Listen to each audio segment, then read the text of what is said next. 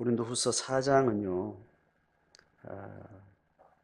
고린도후서 3장하고 좀 계속 맞물려서 이어가고 있습니다. 3장의 6절, 두 주 전의 걸 우리 다시 돌아가서 6절 보면 같이 읽어봅니다. 시작. 그가 또한 우리를 새 언약의 일꾼 되기에 만족하게 하셨으니 됐습니다. 새 언약의 일꾼됨에 대한 가르침, 이것을 계속 이어갑니다. 그래서 새 언약의 일꾼을 3장의 그 뒤에 계속 이야기할 때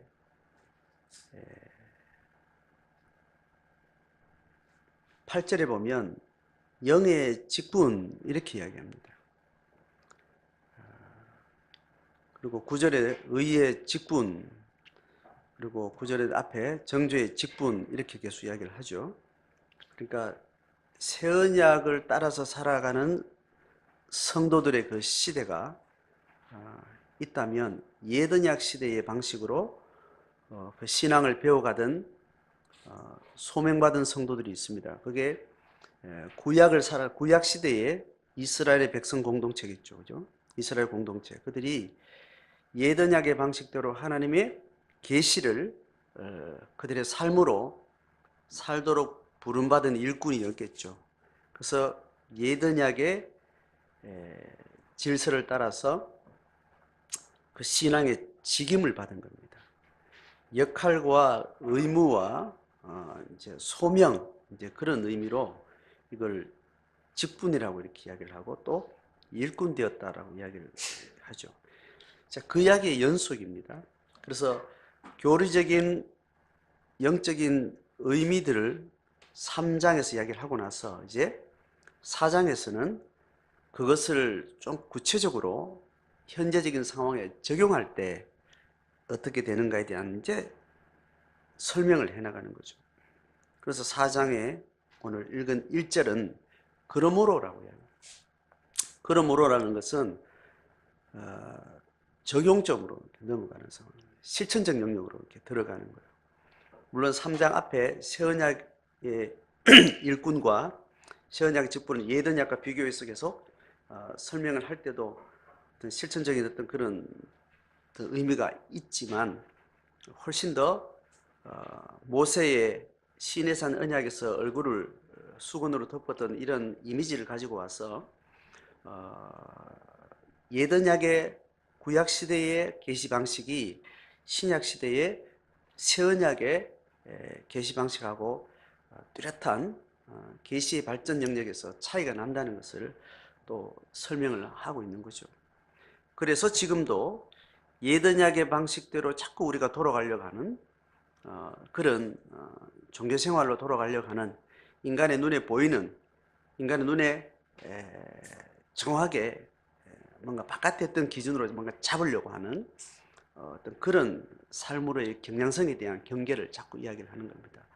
자꾸 육적인 방식으로, 눈에 보이는 방식으로 자꾸 뭔가를 기준을 잡으려고 하는 것이 자꾸 우리 속에 일어나는 어떤 죄의 경향성이라는, 자꾸 안에서부터 밖으로 뭔가 나오려고 하는 거예요. 그러니까 안에는 가장 깊은 데는 영적인, 그리고 또 인격적인 이런 인간의 존재 방식이 있는데, 육적인 방식으로 자꾸 이렇게 나오려고 하는 이 기준을 자꾸 그쪽으로 가져가려고 하는 그런 것이 인간의 근본 영의 실존에서 자꾸 멀어지려고 하는 인간의 죄성과 연결이 되는 겁니다. 그래서 성경을 자꾸 읽는데 구약의 방식대로 이해하고 구약의 방식대로 뭔가 개념을 잡고 그 개념을 내 영적인 삶의 실존으로 계속 그걸 가져가려고 하지 않고 밖에 있는 개념으로 계속 가져가서 내 일관성을 유지하려고 하는 겁니다. 그러면 밖에 있는 개념이 내 속에 머리로 인지되어 있으면 그게 자기로 착각을 하게 됩니다.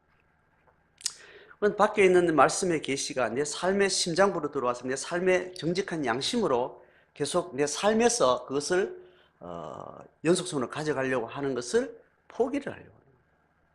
그래서 우리가 자꾸 신앙을 이야기할 때 옛날에 한때 내가 청년 때 신앙이 얼마나 뜨거웠는데 그때 만난 하나님 계시가 얼마나 놀라웠는데, 그러니까 기억으로 가지고 있는, 그때 기억하고 하나님 어떻다고 고백했던 것들을 10년, 20년 지나가도 그게 자기 거인 양 살아가는 거예요.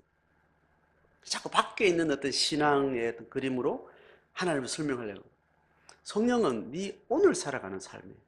오늘 자식 때문에, 오늘 돈 때문에, 오늘 네가 삶의 생존의 문제로 발을 동동동 구르면서 정말 무거운 짐 지고 가는 그 삶의 현장의 하루하루 속에 20년 전에 만난 하나님이 어떻게 오늘 만나고 있는지에 대한 증거를 우리한테 요구를 한다는 거예요. 우리 자꾸 경향성 밖에 있는 걸로 자꾸 잡으려 하는, 밖에 있는 거. 그래서 머릿속에 이렇게 들어오면 그게 자기 신앙으로 착각을, 우리 교회 분위기 좋으면 그게 자기 신앙의 분위기 좋은 걸로 착각하는, 우리 교회 영적인 어떤 그런 간증이 있으면 그게 자기 간증인 것처럼 자꾸 숟가락을 얹어서 가려고 하는 그 경향성들이 우리 속에 계속, 그래서 계속 안으로 현재로 지금으로 계속 하나님은 시간성 속에 현존하는 하나님으로, 임재하신 하나님으로 내 신앙은 그렇게 이어가도록, 그렇게 새언약 시대의 방식에 대해서 이야기를 계속 했습니다. 자, 그래서 그런 삶을 살려고 할 때 이제 우리 속에 뭐를 잡아야 되는가라는 이야기, 오늘 이제 1절, 2절에서 좀 깊게 하나 이야기를 하려고 하는 게 있습니다. 자, 서술 방식을 한번 보세요. 문법적으로 잘 보십니다. 1절, 2절은 한 문장으로 되어 있어요. 적어도 번역상에 그런 한 문장으로 되어 있습니다. 그러므로 라는 것은 3장하고 전체적으로 이어가는 어떤 결론적인 인과론적인 연결성을 이야기하죠. 자, 주어가 이겁니다. 주어가 우리가 동사를 찾아보면 몇 가지 있습니까? 첫 번째, 그렇죠, 받아. 동사를 조금 더 넓게 봐서 직분을 받아. 그죠? 그 다음 두 번째는, 예? 동사 수로를 찾아가 보세요. 그 순서대로 직분을 받아. 그 다음에 또 수로가 있어요.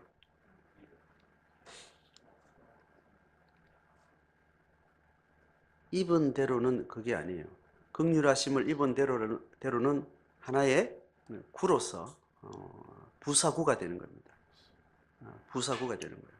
뭐예요? 두 번째는 낙심하지 않아요. 그러니까 낙심하다라는 이 동사에 대한 부사적 설명으로 긍휼하심을 입은 대로라는 걸 이제 붙인 거죠. 그러니까 첫 번째 동사는 직분을 받아.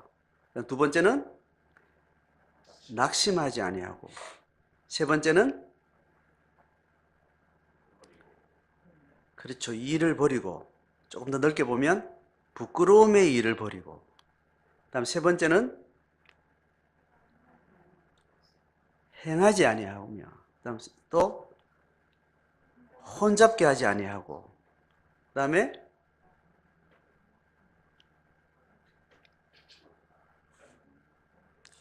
추천하노라, 이렇게 됩니다. 그죠? 자, 이 동사를 같은 무게로 쭉 나가는지, 뭐 반복, 이렇게 대꾸식으로 되고 있는지, 그 무게중심을 좀 이렇게 구분을 해야 됩니다. 이 중에 가장 머리 되는 동사가 뭘까요?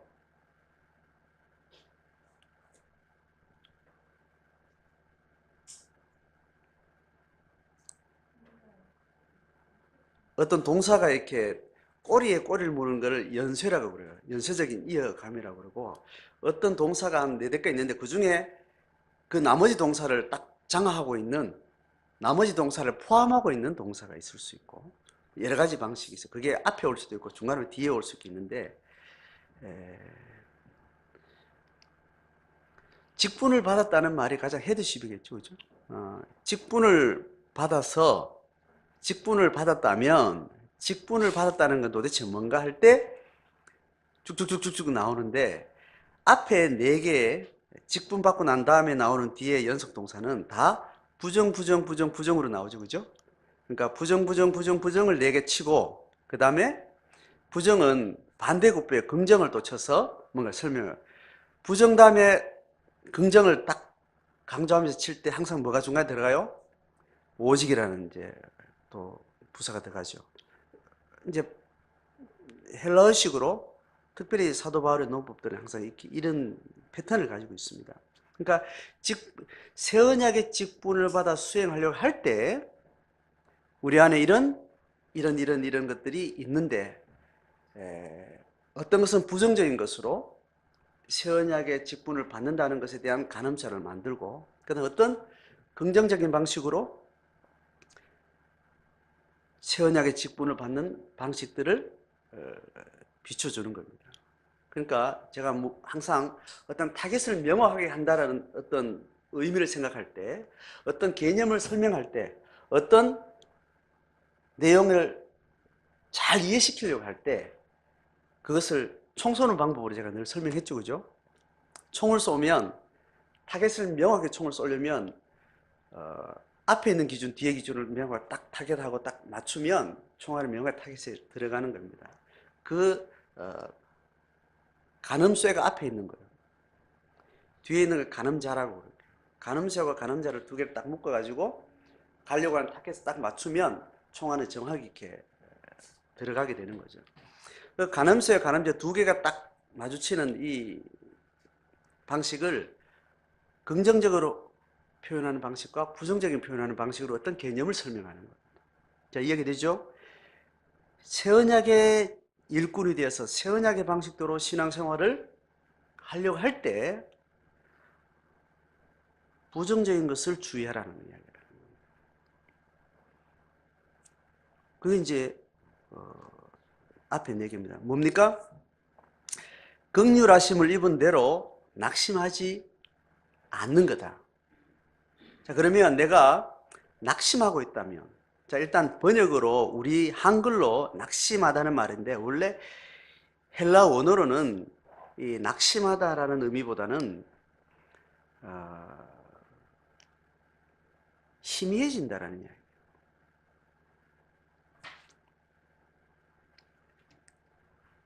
낙심하다는 원리는 희미해지고 또 나태해지고 약화된다는 이야기죠.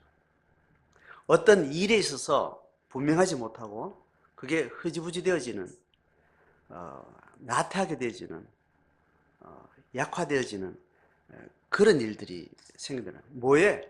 여기서는 신앙의 어떤 분명한 자기 고백이 흐려진다. 새 언약의 일꾼을 따라서 하지 않을 때 그렇다는 겁니다. 밖에 있는 어떤 기준을 가지고 뭔가를 신앙을 찾아가려고 할 때 희미해져 버리고 나태해져 그런 일이 일어난다는 거예요. 자, 이거는 뭔가 하면 이 나태하지 아니하려고 할 때 이거를 전제를 하나 기억해야 되는 게 있는데 뭐냐 하면 앞에 뭐예요? 긍휼하심을 입었다는 거예요. 이 긍휼하심은 뭐냐면 하나님은 우리를 불쌍히 여기고 우리를 아주 비천한 우리를 존귀한 자로서 대해주는 하나님의 심정, 하나님의 마음이 그걸 긍휼이라 그러는 거예요. 우리는 본래 아주 저질이에요. 아주 수준이 없는 사람, 버림받아 마땅한 자들이에요. 능력 없는 자들이에요. 근데 하나님은 그렇게 우리를 내쳐버리지 않고 너들 그렇게 버림받기에는, 그렇게 찌질하게 살기에는 너 너무 귀한 존재야. 너 그래서는 안 돼. 너 그래 버려진 채로, 낙심한 채로 그렇게 있어서는 안 돼. 하나님은 그걸 빨리 그거를 좀 회복하기를 원하는 하나님의 우리를 향한 사랑, 우리의 약함을 어떻게 추스리기를 원하는 그런 아버지의 안타까운 마음, 이게 이제 긍휼한 마음이라는 거예요. 그러니까 우리가 밖에서 있는 신앙을 따르려고 할 때, 밖에 있는 신앙을 따르려고 할 때, 밖에 있는 기준이 밖에 있는 기준이 우리로 하여금 계속 독려하는 상황이 있다면 그 기준이 너무 점점 올라가게 되면 어느 임계점 딱 오르면 그걸 따라가기 힘들어서 그냥 포기해버리는 그 임계점이 있어요. 그렇죠? 어떤 신앙 좋은 사람이 있어서 신앙생활 이렇게 해야 된다고 밖에서 쫙 가르치면 아 그래야지 따라가다가 그 수준이 자꾸 높아가면 어느 순간 되면 에이 난 못 가겠어 이런 마음이 생긴다는 겁니다. 그게 나는 그렇게 할 수 없는 존재야. 나는 이것밖에 안 돼. 매번 나는 실패했잖아. 이렇게 낙심이 되고 그래서 신앙의 어떤 중심이 흐려지거나 나태해지거나 무기력화되어진다는 거죠. 그거를 극복할 때 그걸 아니하려고 하면 어디에 근거를 해야 되는가 하면 하나님이 우리를 긍휼히 여기고 있다. 그 불쌍한 것은 너는 그밖에 안 되라고 하나님 그렇게 하지 않고 너는 그렇게 있을 존재가 아니야. 하나님은 너를 세워가기를 원하셔. 그 하나님의 긍휼 받은 그 지점에서 내가 이렇게 낙심된 상태에서 그렇게 있기를 원하지 않는다는 겁니다. 그러니까 하나님은 내가 열심히 달려가야 되는 어떤 근거를 밖에 있는 걸 하지 않고 불쌍한 내 처지 그 바닥에서부터 시작하도록 하셨다는 거예요. 이해돼요? 하나님이 너 이렇게 살아라고 이렇게 하지 않고 네 약함을 알아. 우리 약함을 전적으로 체휼하신 그리스도의 십자가를 통해서 그 그리스도가 우리와 연합해 주셨다. 그래서 우리는 밑바닥에서부터 우리가 이렇게 밑바닥에 널브러져야 될 존재가 아니고 귀한 존재라고 다시 밑바닥에서 그리스도를 만나서 그 그리스도가 우리를 일으켜주는 그 힘을 따라서 우리가 거기에 달려가는 존재이지 밖에다가 어떤 기준을 두고 채찍질 하면서 달려가라고 하는 그런 방식의 삶으로 우리가 요구받지 않았다는 거예요. 구약은 이 후자의 방식대로 그렇게 우리를 계속 독려를 해요. 율법의 항목을 두고 네가 했어 안 했어? 11조 했어? 줄성수했어? 봉사했니? 네가 착하게 살았니? 그 기준으로 자꾸 우리를 독려를 할 때 어떨 때는 가면도 쓰고 그런 채도하고 그렇게 못한 것도 숨기고 싶고 그런 것들이 우선 계속 일어나는 그렇게 하다가 우리는 계속 하나님의 신앙의 본질에서 자꾸 이렇게 멀어지고 희미해지고 힘이 떨어지는 거예요.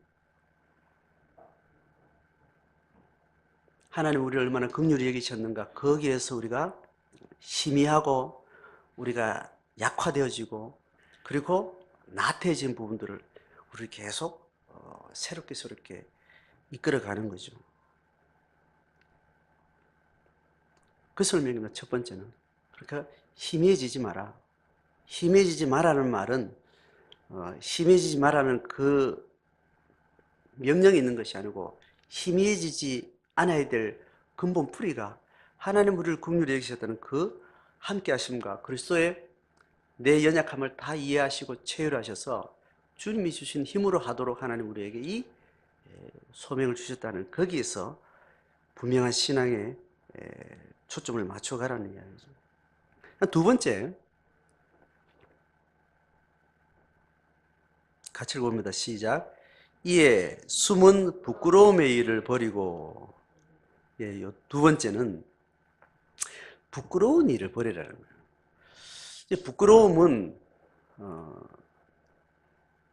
부끄러움은 순우리말인데 이 부끄러운다는 말하고 한자로 된 수치스럽다는 이 말하고는 뉘앙스가 전혀 다릅니다. 우리 문화권에서 그렇다는 거예요. 이해가 되죠?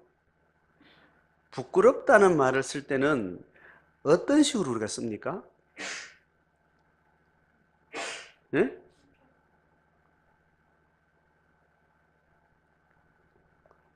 부끄럽다는 말은 굉장히 이렇게 긍정적인 부분에서 써요. 수치스럽다는 말은 굉장히 부정적인 어떤 뉘앙스에서 써요. 그 이해되죠? 그죠? 부끄럽다는 말을 여러분 어릴 때부터 이렇게 들을 때 부끄럽다는 말을 들은 어떤 케이스가 어떤 상황에서 부끄럽다는 말을 들은 적 있어요? 네? 저는 제 기억으로는 새색시가 부끄러워한다는 그걸로 저는 이렇게 기억이 이렇게 떠올려 보니까 그런 뉘앙스로 썼지. 수치스럽다는 말 사실 같은 말이거든요. 수치스럽다는 말은 굉장히 파괴적이고 상처와 억압된 어떤 내면 세계를 표현하는 어떤 방식으로 한글은 그렇게 쓰여져요. 사실은 수치스럽다는 그 말이 이 부끄럽다는 이 말의 원래 표현에 가까운 이야기죠.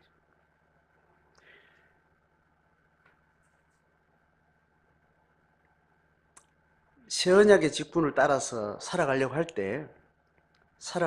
때 부끄러운 일, 그죠? 수치스러운 일들을 버리게 되고 버리도록 이야기하는 거예요. 자, 버리는 이 일보다는 우리가 뭐가 이제 찾아야 되는가 하면 실천적인 어떤 그런 의미는 버리라는 부분인데 뭘 버리라는 거요? 수치심에 대해서 그걸 극복하라는 이야기예요. 수치심이 우리 가운데 명확하게 파괴돼야 그다음 그걸 버릴 수 있는 겁니다. 수치심은 어떤 드러난 행위입니까? 아니면 일어난 감정입니까? 수치심은 감정이에요. 어떤 행위를 하지 마라 이렇게 할 때는 우리가 그 상이 분명해요. 그죠? 수치심을 버려라 이 말은 여러분 감정은 내가 이렇게 해야지 이게 돼요. 나는 늘 기뻐해야지. 그런다고 기뻐집니까? 난 슬퍼해야지. 그런다고 슬퍼집니까? 기쁨은 어느 날 찾아오고 안에서든 밖에서 어떤 계기든 기쁨은 찾아오는 계기가 생기면 그 기쁨은 내가 통제가 안 되는 거예요. 우리 그렇죠. 정서라는 건 그렇습니다. 어느 정도 내 의지와 연결되는 지점이 있지만 감정은 내 안에 일어나는 방식.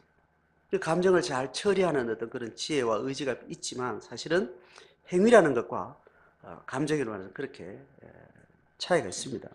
그러면 우리 안에 일어나는 부끄러움을 자꾸 버려야 될 것 아니에요, 그죠? 수치심을 자꾸 버려야 되는데 그게 새 언약의 일꾼됨의 삶을 살아가는 거라고 이야기를 하는데 부끄러움을 버리려면 부끄러움을 많이 발견해야 되는 거예요. 부끄러움을 많이 가져야 되는 겁니다.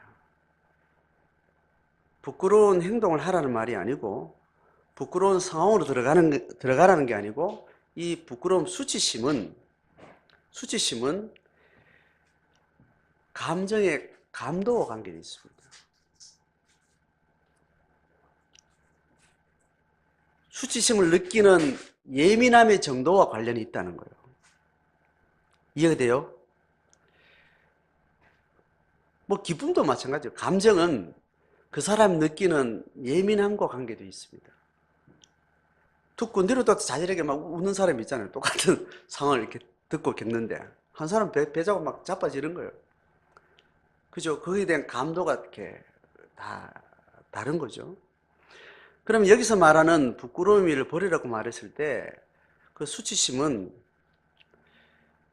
좋은 거예요, 나쁜 거예요? 수치심이 많이 생긴 사람은 부끄러움을 버리라는 걸 전제로 하면 수치심이 많은 사람일수록 수치심을 많이 느끼는 사람일수록 버린다는 걸 향해서 가려고 할 때는 그게 긍정적인 것이 되는 거죠. 그럼 여기서 이야기는 수치심이 어떻게 돼 있다는 거예요. 오늘 본문의 표현은 숨어 있다라는 이야기예요. 숨어 있는 수치심을 버리라는 말은 숨어 있는 것을 버리기 전에 뭘 해야 돼요? 찾아야 되는 거예요. 수치심을 찾아야 돼요.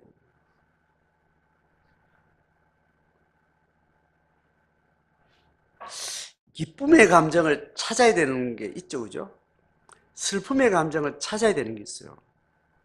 사람의 감정은 의식적, 무의식적으로 그 감정에 가려지고 숨겨지고 억압을 당하는 일이 많습니다. 지식이라는 정보는 그렇게 억압당한다는 구조는 그렇게 강하지 않습니다. 근데 감정은 억압당을 자의적으로 타의적으로 억압시키는 기제를 많이 사용하는 거예요. 인간의 심리에서. 그래서 내 안에 정확하게 만난 사건과 상황에 맞는 기쁨과 슬픔을 잘 찾아야 되는 거예요. 그래서 찾아야 된다는 말은 숨어 있다는 거고, 그 숨어 있다는 말은 어떤 면에서 우리가 위장하고 있다는 거예요. 감정은 다 그런 겁니다. 우울도 숨어 있습니다. 기쁨도 숨어 있어요. 수치심도 숨어 있어요. 감정은 어떤 형태로든지 숨어 있습니다. 그 사회 문화나 자기가 처해 있는 어떤 상황에 따라서 그 감정과 내면을 자의적으로든 타의적으로 그걸 숨겨야 되는 어떤 그런 상황이 많습니다. 물론 행위도 그렇지만 감정은 그렇게 많이 억압을 당하는 거예요. 그래서 수치심은 숨어 있다는 거예요. 그러면 수치심은 언제 일어나는가 하면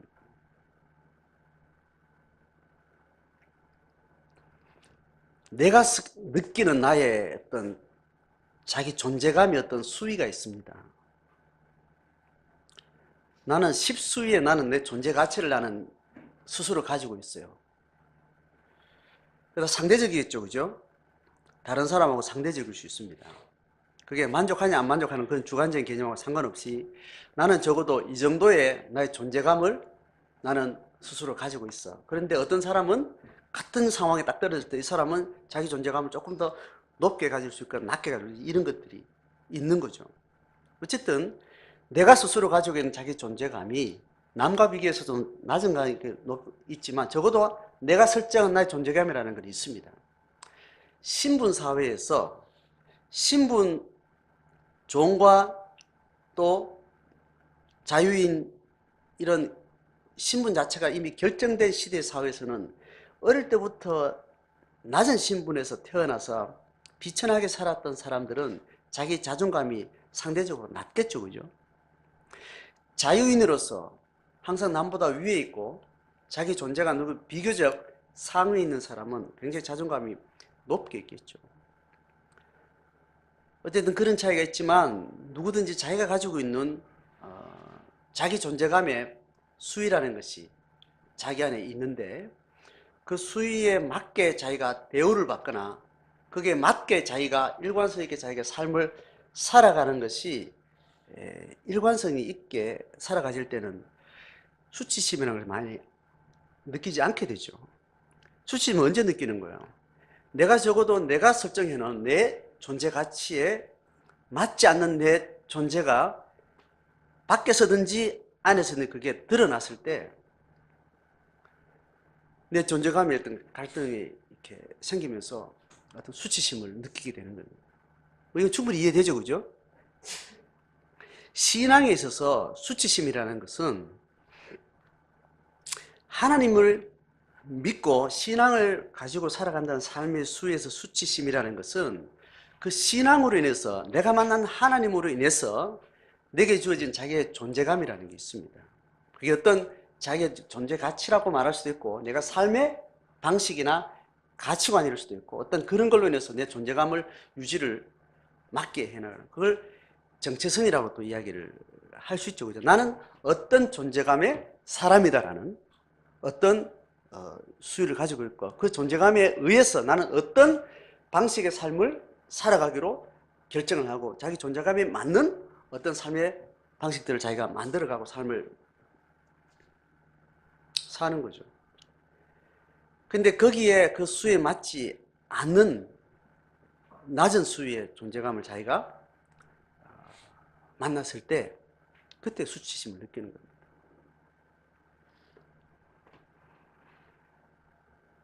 일반적인 의미에서 수치심도 있지만 여기서 이야기하는 우리가 지금 성경에서 말하는 것은 신앙 안에서 했던 그 수치심을 이야기하는 거니까 내가 하나님을 만나서 가지고 있는 그 자기 존재감이라는 것이 있는 거죠.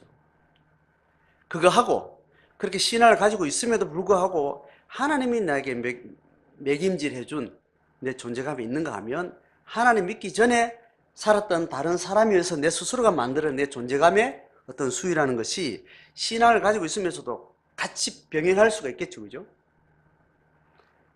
그래서 어떨 때는 하나님 주신 존재감에서 내가 서 있다가 어느 날 자연스럽게 채널을 바꿔서 세상이 주는 어떤 내 존재감의 어떤 기준을 설정해 자기를 또 맞춰가기도 하고, 이렇게 하는 것을 뭐라고 이야기하는 거예요?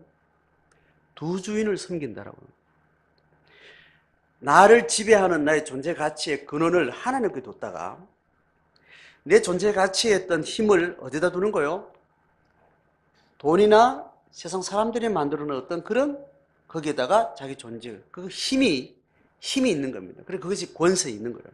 하나님 나를 다스린다고 할 때는 나를 끌고 다닌다는 말이 아니고 하나님과 맺은 관계가 내 삶의 강력한 힘의 버팀목이 되는 거 있는 거예요. 그런데 돈이 나를 지배하고 장악하고 나를 뒤흔든다 했을 때는 돈의 수위가, 돈의 유무가 내 삶이 살았고 죽었고 이걸 하고 들어갈 수 있는 그 힘을 주장하는 어떤 의미로 작용할 때 돈이 나를 지배한다라고 얘기해요. 그건 또 다른 어떤 것도 마찬가지죠. 아파트 평수가 사회적으로 사람들이 나를 향해서 바라보는 어떤 환대 정도가, 인기 정도가, 그죠? 그런 것들이 내 존재감을 높이기도 하고 낮게 하는 그런 힘으로 작용할 때 그게 나를 지배한다라고 얘기하는 거예요. 수치심은 어떻게 해서든지 하나님 앞에서 내가 신앙으로 살아갈 때 내가 하나님 앞에 나는 이런 사람으로 나는 부름받았고 이렇게 나는 만났는데 거기에 맞게 나는 그 하나님이 나를 존귀하다고 나를 사랑하셨던 그 사랑의 감에 맞게 내가 하나님 앞에 내가 삶의 방식을 내 삶의 내 내면적인 내 인생의 어떤 기준을 설정하고 그렇게 살아가는 게 신앙인데 이것이 왜곡되었을 때 자기 자신에 대한 수치심을 느낀다는 거예요. 숨어 있는 거예요. 잘 관찰하지 않으면 이 괴리가 어제 다르고 오늘 다른 거거든요. 그리고 누구한테 나 오늘 당신 10만 원 줄게 해놓고 내일 나 그런 말 한 것도 없는데 이렇게 거짓말하는 것을 굉장히 심각하게 생각하지만 줘야지라는 마음 먹었다가 그 다음날 입 싹 닦아버리고 그런 마음을 또 바꿔버리고 이렇게 하는 것에 대해서는 자기 스스로의 자기의 정직성하고 관련이 있는 겁니다. 이게 심각한 문제라고 우리는 그렇게 잘 생각하지 않습니다. 어떤 이유 없이 사사로운 마음으로 마음이 이랬다가 저랬다가 하는 그런 자기 삶을 볼 때 내 스스로가 문제 있다라고 그렇게 이해하는 것은 예민함의 정도와 관련이 있습니다. 예민함의 정도와. 그래서 우리가 신앙에서 부끄러움이라는 이 감도는 굉장히 중요한 덕목이에요. 이건 단지 윤리적인 수준에서 살아가는 삶에서도 마찬가지입니다. 적어도 자기 삶을 인격적인 수준에서 행동하는 수준에서 생각하는 수준에서 일관성 있는 자기의 결정에 대한 자기 책임 그리고 자기가 설정해 놓은 삶의 기준 거기에 정직하게 살아가는 삶의 일관성 이런 부분에 대해서 견고한 자기 내면의 건강한 자기 존재감이 있을 때 수치심이 고통스러운 감정으로 느껴져요. 근데 살아가는 삶의 방식이 일관된 방식으로 살아가지 않고 언제든지 이랬다가 저랬다가 해도 된다라는 조건 속에 살아갈 때 사람은 그냥 그렇게 살아가요. 근데 그 부끄러움을 못 느끼는 거죠. 부모가 아이를 자꾸 정직한 자기 인격을 계속 주목하도록 그렇게 가르치지 않고 자꾸 행동의 수위를 자꾸 요구하면 애는 지 마음하고 상관없이 행동 수위만 자꾸 가져간다고 하는 겁니다. 이 예는 제가 여러 번 들죠, 그죠? 그러니까 자기 속마음을 숨기는 건 자기를 속이는 거예요. 자기 속마음을 감추는 것은 굉장히 위험한 위험한 경험입니다. 그런 행동을 했다 하면 그걸 정확하게 찾아내야 되고, 찾아냈으면 그게 문제가 뭔지를 스스로 돌아보고 자기 생각을 잘 파악하고 그 생각을 잘 분별해서 생각을 정리해야 될 시간이 필요해요. 그런 시간을 계속 바깥으로 등 떠밀고 가면 자기 내면 안에 일어나는 갈등이나 자기 생각에 뿌리들이 돼서 전혀 돌아볼 시간이 없는 거예요. 영혼을 돌보지 않는 삶이라는 것이 바쁜 현대인들 속에 계속 자기를 돌아보지 못해서 자기 자신을 자꾸 방치하는 겁니다. 그러니까 자기 안에 일어나는 행동 패턴이나 이런 것들은 바깥에도 외부의 압력이 자꾸 움직이다 보니까 내 안에 있는 마음을 일관성 있게 가져가지 못하는 거예요. 그러니까 의식과 무의식 속에서 계속 왔다 가는 방식으로 밖의 조건에만 계속 맞춰가니까 속의 조건은 계속 엉키는 겁니다. 엉키는 거니까 밖에 일어난 조건이 자기가 하는 조건이 행위가 아닌 거죠. 남이 만들어가는 조건. 자기가 아닌 거예요. 밖에 힘이 딱 끊어지면 뭘 해야 될지 모르는 거예요. 고등학교를 졸업했는데 대학에 딱 들어가면 전적으로 자기가 결정하고 자기가 선택해야 될 세상으로 확 들어가는데, 고등학교 때까지 성실하게 살아서 착하다는 이야기를 들었던 애나 부모 말은 저렇게도 안 되고 속속에 지 멋대로 살아간 놈이나 좀 동일하게 자기가 선택해서 자기가 판단해서 자기가 책임지는 삶을 살아가려고 던져졌는데, 내가 뭘 좋아하는지, 내가 뭘 선택해야 할지, 선택했다면 이것을 내가 어떻게 내가 책임져야 되는지 이것에 대한 경험이 없는 사람, 그걸 이루어가는 부분에서 내 자신을 성찰하고 자기 자신의 내적 힘을 잘 갖고 가지 못한 아이들, 그런 아이들이 성인이 되어서 살아가는 삶의 윤리적 수준이라는, 인격적인 어떤 수준이라는 것이 그 이전에 살은 사람하고 이렇게 연결이 되는 거겠죠.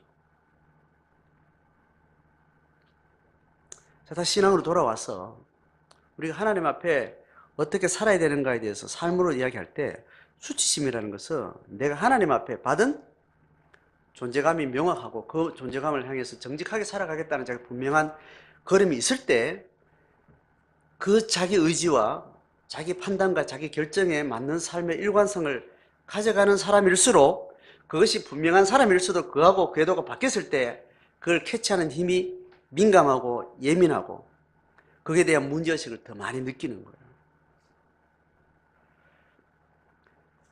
숨어있는 수치심을 자꾸 찾아내라는 것은 내가 가지고 있는 자기 존재감을 분명하게 하는 일을, 작업을 먼저 해야 되는 거예요. 이거 안 된 사람은 수치심이 없어요.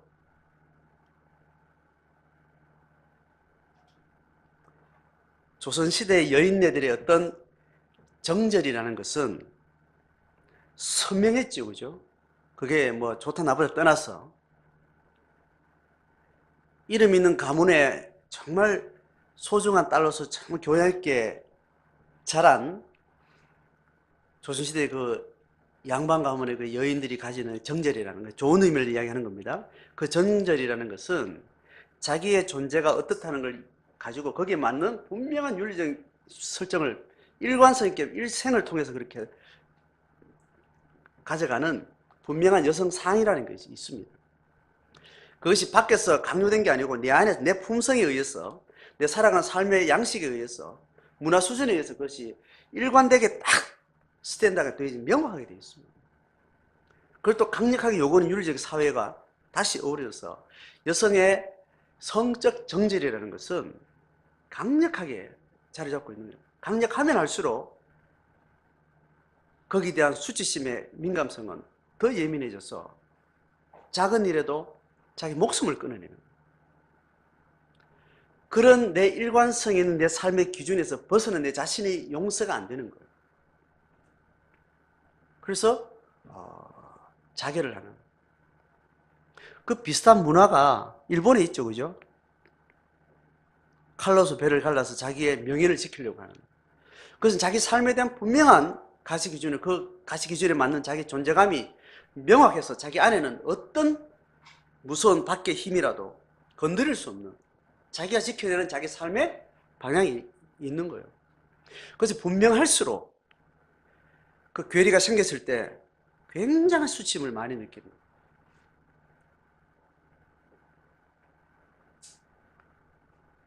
그것을 교정할 수 있는 힘의 한계를 벗어나고 돌이킬 수 없다고 생각했을 때 그 지키지 못했던 자기 책임을, 목숨을 끊음으로 자기 책임을 지는 거죠. 목숨을 끊어야 될 상황 가지 않았을 때는 자기한테 철저하게 자기와 싸워서 그 수위를 다시 회복하려고 철저하게 대시를 하게 되는 거예요. 이러한 맥락에서 수치심이라는 것은 인간의 삶의 질과 굉장히 관련되어 있습니다. 신앙에서 지금 이야기하는 부분은 내가 하나님 앞에 받은 은혜에 합당한 삶을 예수 그리스도 관계 안에서 어떤 방식으로 스타트를 했다면 그 그리스도와 관계 맺은 관계 안에서 자기의 일관성을 영에서부터, 인격에서부터 생각과 감정에까지, 그리고 행동에까지 이 세 가지 영역에서 일관성 있는 삶을 살도록 부름받았다는 것에 의해서 내가 주님과 약속하는 것이 제자의 삶인 겁니다.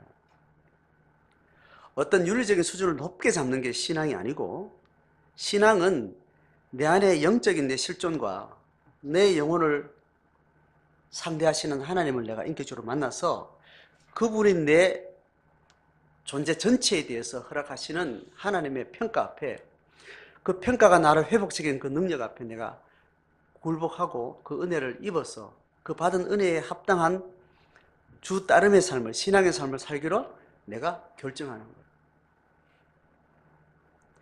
그 결정에 의해서 나는 어떤 생각을 하고 어떤 세계관을 가지고 어떤 가치를 가지고 나는 어떤 행동을 하겠다는 것이 내 안에 있는 그리스도와 하나님과 맺은 관계 속에서 영과 혼과 육의 영역에서 일관된 삶으로 하나님 앞에 서가는 거예요.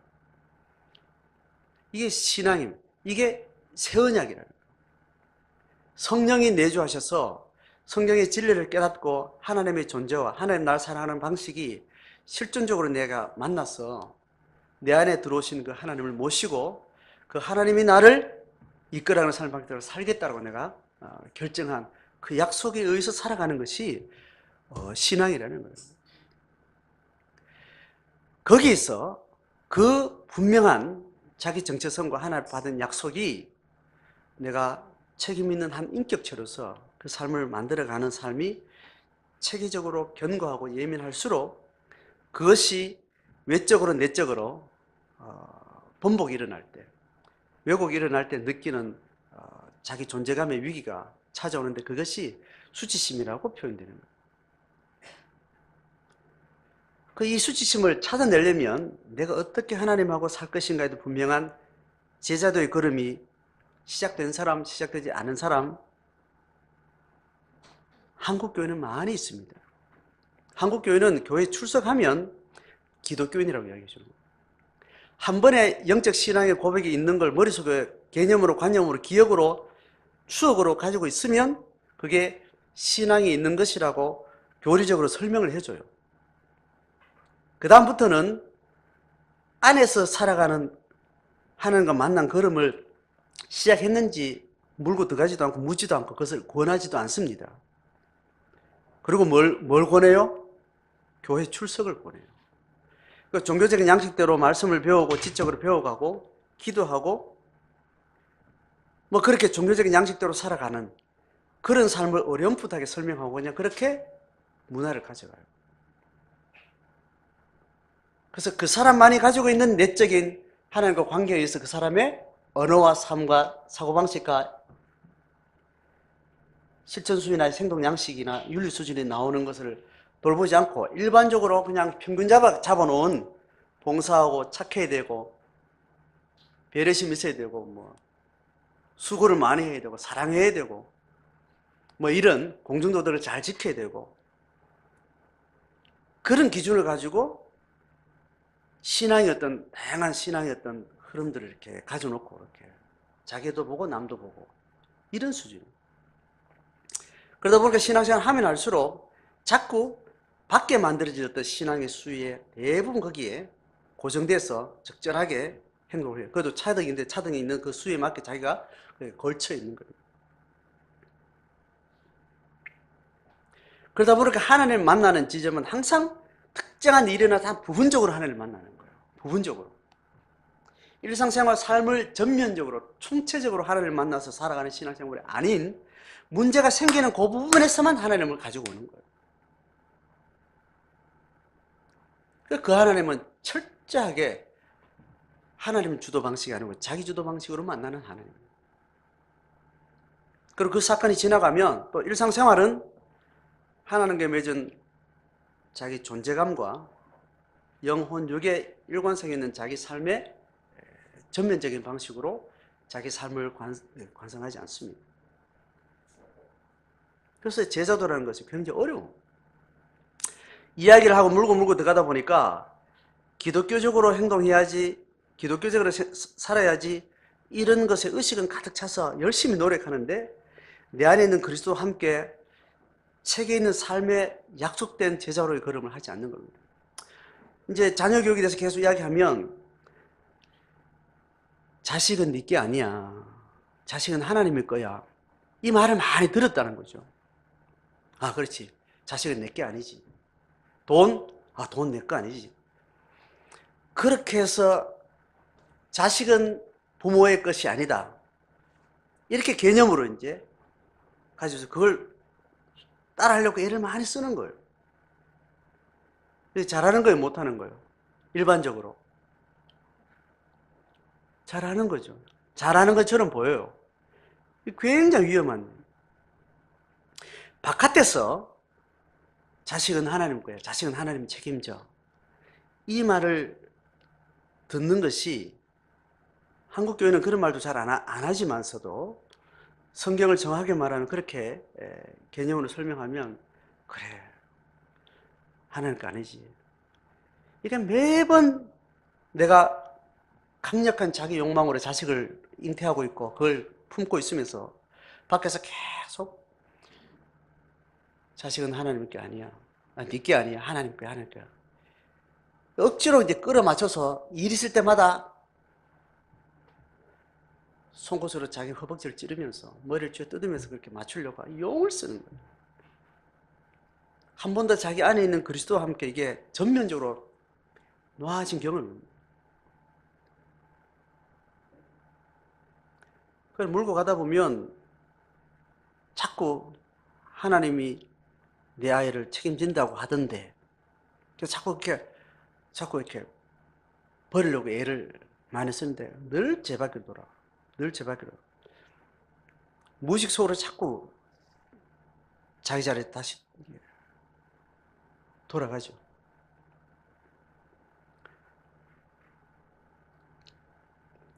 수치심을 느끼기에는 내 안에 설정된 자기 삶에 대한 분명한 부르심이 처음부터 없었던 거예요. 명확하지 않은 겁니다. 그래서 대부분 수치심은 어떻게 느끼는가 하면 밖에서 말하는 것에 대해 수치심을 많이 느낍니다. 수치심의 부끄러움의 계기가 밖에 있을 때 이게 굉장히 자기에 의해서 살아가는 것이 아니고 타에 의해서 살아가는 겁니다. 애들이 막 놀리잖아요. 니는 어떻대요, 어떻대요. 놀리면 그걸 부끄럽고 수치스럽고 비관적이고 자기 존재감이 그게 나는 사람이 인기 있게 이렇게 환영해주면 자기 존재감이 올라갔다가 비하하거나 무시하거나 이렇게 하면 존재감이 땅바닥에 떨어지는 이렇게 이거는 거의 병적 수준인 거예요. 한국 사회 전체가 어릴 때 10대 때부터 이렇게 자란다고 그랬죠. 부모가 크면서 너는 이런 아이라는 그 자기 존재감의 품성을 그렇게 철저하게 대우받고 집에서 너는 무슨 짓을 해도 너는 귀한 아이라는 것으로 계속 일관성있게 경험을 했다면 바깥에서 누가 어지간히 뭐라고 한다고 해서 흔들리지 않습니다. 집에서조차 어떻게 하느냐에 따라서 부모가 요구하는 수에 맞게 오늘은 완전히 개판됐다가 일단 또 뛰었다가 뭐 한 가지 주면 뭐같이 또 뭐 퍼다 주고 뭐 사주고 입혀주고 뭐 대가집으로 계속 기브 앤 테이크로 자꾸 조정하는 방식으로 뭔가를 해주는 방식으로 네 이거 하면 이거 해줄게 이거 하면 해줄게 이런 방식으로 얘를 자꾸 다뤘기 때문에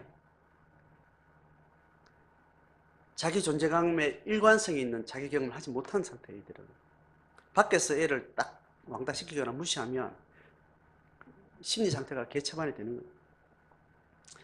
그걸 극복하려고 끊임없이 다른 사람의 눈에 맞는 행동을 하려고 그러고, 다른 사람의 눈에 맞는 수에서 공부를 하려고 그러고, 다른 사람 눈에 맞추기 위해서 내가 대학도 가야 되고, 계속 이런 삶을 우리가 살아가는 거예요.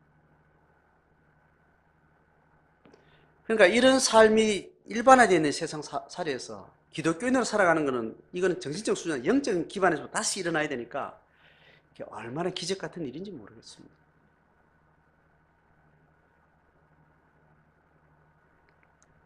수치심은 자기가 느껴야 돼요.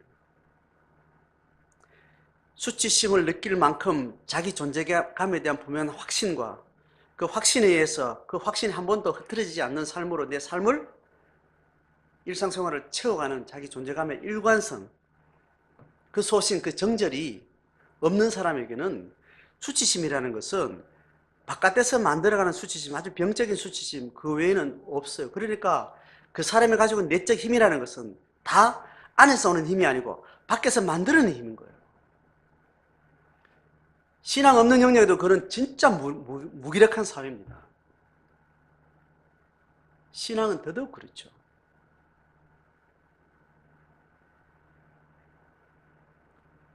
자기 존재감을 인식하고 다른 사람과 비교하는 이런 수준에서 내가 부끄러움을 느끼는 자기 존재감에 대한 분명한 자기 체계가 있어야 되고, 한 걸음 더 나가서 행동에 있어서, 행위에 있어서 어떤 삶을 살 거라는 자기의 방향이 자기 안에 있는 내적 존재감에 의해서 형성되어져요. 그렇게 하려면 예수 없는 세상에서는 사실은 아무것도 못하게 됩니다. 근데 예수 신앙은 하나님 앞에 깊이 나갈 때 내가 존재감이 어느 날 한순간 하늘이 열리면서 내 존재감에 새로운 변혁이 일어나요. 내가 어떻게 살아야 될 것인가 분명히 자기 정체성이 확연해지고, 그것이 자기 내면에서 잘 체계화되어져서 그것을 매일매일 자기를 돌아보는 자기 성찰과 자기 돌아봄이 골방 안에서 늘 자기를 지켜낼 때 삶의 일관성이 있는 겁니다. 그 사람이 무서운 사람이에요. 돈이 어느 날 거들나고 어떤 사람은 그 사람을 악당무리를 하고 비평을 하고 쥐어뜯고 이유도 없이 그렇게 내가 공격을 당하고 해도 자기 안에서 가지고 있는 다진 힘으로 자기가 살았던 삶을 가진 사람은 흔들림 없이 자기 삶에 대해서 가치 있게 살아가게 됩니다.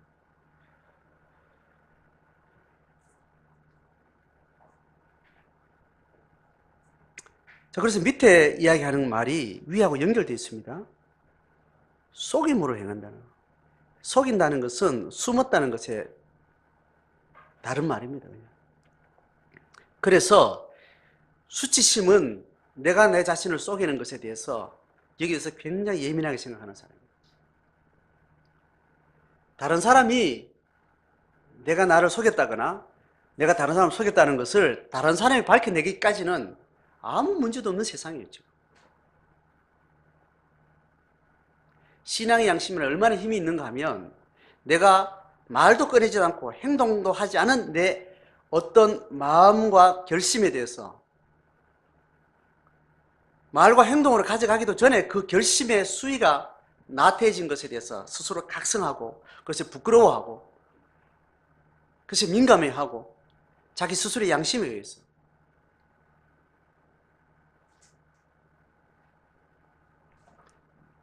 기독교의 윤리는 거기에 기반을 하고 있습니다. 자기 스스로 부끄러움을 느끼고 그래서 그 부끄러운 자기 자신을 주님 앞에 가서 토로할 때 그때 나오는 자기의 고백을 가지고 그걸 회개라고 이야기하는 거예요.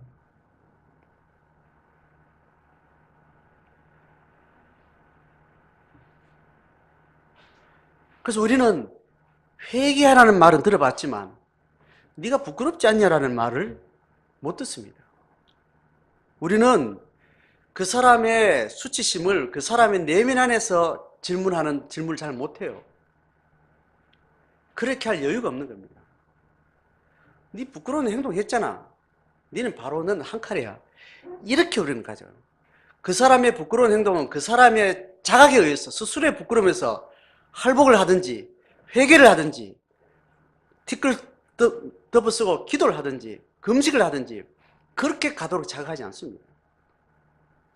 밖에서 말하는 내 증거 앞에 너는 굴복해라고 이야기하는 거예요. 영적인 방식 아닙니다. 그 사람을 영혼으로 다루는 게 아니에요. 그 사람의 신앙을 완전히 무시하고 그 안에 있는 하나님을 완전히 무시하는 거예요. 말을 할 때 이게 당신의 삶에 당신의 제자도의 스스로의 묵상에 의해서 당신 부끄럽지 않냐고. 부끄러워하라는 말이 아니고 내가 옆에서 보면 부끄러워야 될 것 같아 보이는데 자기 자신한테는 더더욱 그럴 것 같은데 그거 왜 그러냐 이런 질문이 되는 겁니다. 그 말을 듣는 사람은 다른 사람이 네 부끄러운 인간이야 이렇게 말하는 걸 듣지 않고 네 스스로 정해놓은 삶의 가치 맞게 살아가지 못하는 너의 이중성, 하나님과 약속에 맞지 않는 배반적인 모습, 그게 하나님 앞에 네가 부끄러운 일 아니냐, 그걸 돌아보라는 말로 듣고 자기를 잘 돌아보면 되는 거예요. 돌아보고 하나님하고 해결하는 거예요.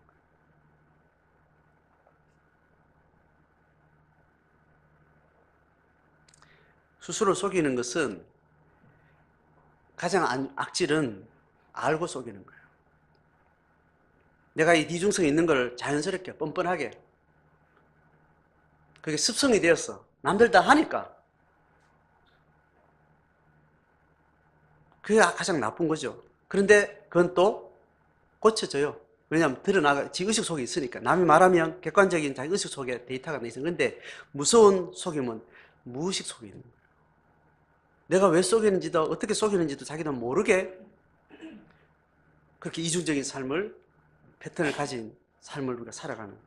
그게 이제 내적 상처로 인해서 생긴 거죠. 굉장히 복잡한 일입니다. 이 문제는. 건드리기가 한국 사회에서는 건드리기가 너무 힘든 거예요. 감정에 억압된 것들이 워낙 많고 얽혀 있고, 그러니까 내 무의식이 행동을 어떻게 해야지라고 하지 않는데 자연스럽게 이렇게 채널이 바뀌는 겁니다. 이것은 이렇게 맞게 행동하고 저건 저렇게 맞게 행동하고. 일관성은 뭐예요? 다른 사람이 날 사랑하느냐 하는 거기에 일관성 있게 행동하다 보니까 그 수익 오늘은 이런 방식으로 반응하다가 여기서는 이런 방식으로 어떤 밖에 있는 어떤 조건들이 나를 가치있게 해주는 그 기준에 맞게 흠칫껏 자기의 태도와 생각과 가면을 언어를 바꿔가는 거예요. 그 무의식이 만들어가는 거예요. 특히 자기를 성찰하는 훈련들이 안 돼 있는 어린아이들이 그렇습니다. 어린아이들은 그 촉이 정말 지혜롭습니다.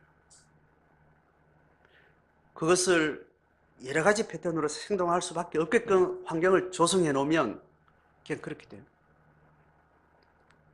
그런데 일관성 있게 혹은 자기 내면과 바깥에도 일관성 있게 살아가도록 계속해서 주목해주는 그런 환경에 가면 자기 양심에 자기 내면을 돌아보는 생각이 굉장히 민감해요. 그래서 아이들을 교육하는 사람들 보면 아이 스스로가 일기를 쓰면서 자기가 이중적인 자기의 거짓된 모습에 부끄러움을 느끼고 울고 그걸 분노해하고 그런 아이들이에요. 참 드문 일인데 그런 이야기를 제가 들으면 어린아이들이 그렇게 잘 가르쳐지는 대로 정직하고 굉장히 민감해요. 그런 아이들이 바라보는 세상의 어른들의 삶의 방식은 도무지 이해 안 되는 인간들. 이해 안 되다가 어느 날 자연스럽게 타협하고 자기도 그렇게 살아가는 어른으로 아이들이 자라게 되는 거죠.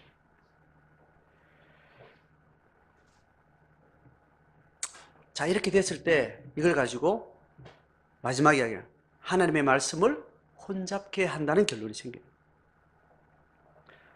부끄러운 일을 가지고 있다는 것은, 부끄러운 일을 가진 건 하나님의 말씀을 혼잡케 하는 거. 진리가 매번 달라지니까. 자, 마무리하겠습니다. 그래서 다시 돌아가야 될 것은 뭐냐면 3장에서 계속 반복했던 이야기. 진리를 나타내는 성령과 또 그 하나님 앞에서의 자기 양심에 대해서 자기 스스로 자기를 추천해가고 자기 스스로 자기를 세워가고 자기 스스로 하나님과 관계 안에서 자기 삶을 만들어가는 방식으로 그 사람의 윤리, 그 사람의 삶, 어떤 문제 해결의 방향성들을 또 이야기를 하고 있습니다. 성령의 말씀을 비추시는 그대로 거기에 자기의 양심이 자기 자신을 돌아보는 자기 마음판을 계속 확인하는 그 마음의 심력이 우리로 하여금 시언약 일꾼으로 살아가는 삶의 기반이다. 그렇게 설명하고 있습니다. 지금 일어나고 있는 내 삶의 사건들 속에 내가 내 삶을 가치 있게 세워가는 내 삶의 분명한 귀한 가치, 그 가치에 맞는 자기 삶에 대한 분명한 자기 걸음이 있는지, 그게 없으면 하나님 앞에 다시 가야 됩니다. 예수님의 첫사랑 앞에 가서 순결한 신부의 자기 신분을 다시 확인하고 나는 신랑의 수에 맞는 깨끗하고 순결한 신부로 다시 태어났다는 자기 존재감을 다시 갖지 않으면 그 거룩한 신부의 정절이라는 것은 밖에서 만들어지는 것이 아닙니다. 주님 앞에 깊이 가서 내가 주님 앞에 처음 만난 그 자리가 어떤 자리고 그 내 존재감이라는 것이 어떻게 내 안에 확인되는지 거기에 설 때 그렇지 못한 멀리 떠나와 있는 내 삶의 태도나 생각이나 환경이나 비교할 때 주님 앞에 다시 부끄러움을 버리는 그런 삶으로 또 그렇게 인도받아 가게 될 것입니다.